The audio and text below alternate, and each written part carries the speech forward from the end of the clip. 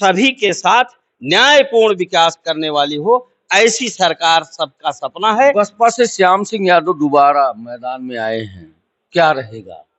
श्याम सिंह यादव जी का 5 साल का कार्यकाल जनपद जौनपुर के देवतुल्य मतदाताओं ने देखा है।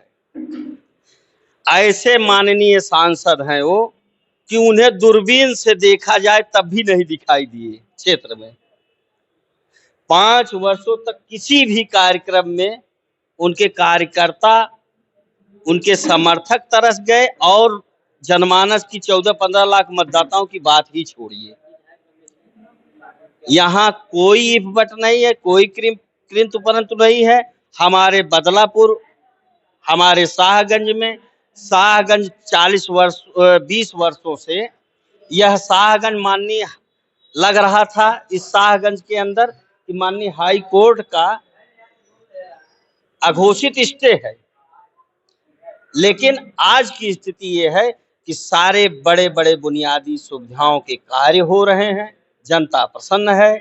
जनता निरंतर अपने मत और विचार को भारतीय जनता पार्टी के पक्ष में देने के लिए उत्सुक है और आगामी 4 तारीख को निसंदेह जो माननीय मोदी जी, जो माननीय योगी जी, जो भारतीय जनता पार्टी के समर्थक लोगों का सपना है कि अब की बार भारतीय जनता पार्टी 400 पार जाएगी, वह निसंदेह सपना साकार होगा और एक लोकप्रिय सरकार इस भारत में बनेगी और गौरवशील भारत बनेगा, विकासशील भारत बनेगा, स्वाभिमानी भारत बनेगा, स्वावलंबी भारत बनेगा।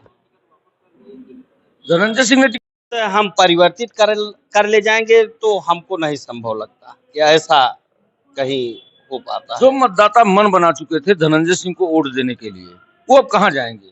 उनके मतदाताओं से ये विषय पूछिए आप ना। क्या राम के शरण में आएंगे? बिल्कुल, राम के शरण में तो सारे लोग हैं। यहाँ का मत, मजहब, भेदभाव, जाति पात, समाज से उठकर भारत के नायक रघुनायक है और सभी में आस्था है।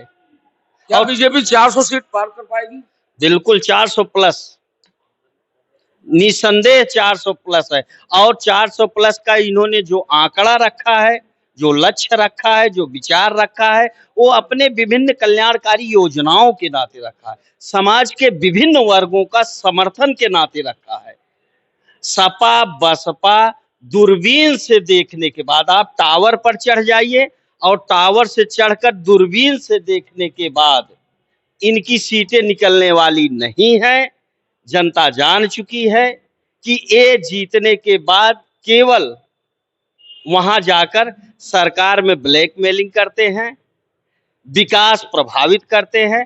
आज समाज का हर वर्ग चाह रहा है कि हमारे क्षेत्र का विकास हो और एक निर्णायक नेता, मजबूत सरकार बने।